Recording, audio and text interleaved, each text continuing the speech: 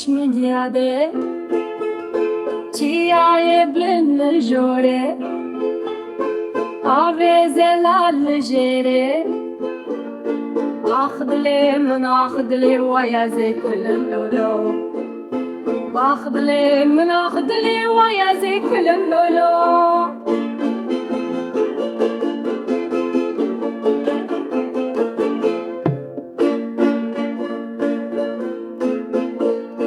Bajarê kevn Midyadê, Kevirê reşn dîwarê, Kaniyên şîrîn dibişirin, Dilê min dihelê dûrê xezê birindarim lolo, Dilê min dihelê dûrê xezê birindarim lolo.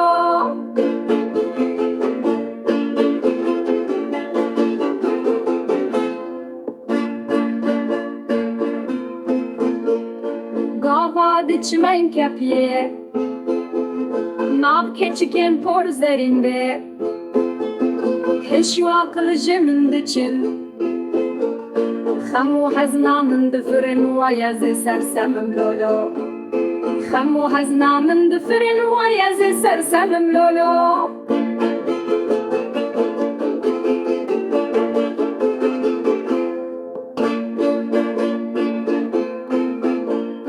Zincireke zerîn dibînim, sê sed û sih çot gerdenî, ez ê qasidekê bişînim, bibînim qebûlana dilbera xwe direbînim, waya zê bînim lolo, heyrana bejna ziravim.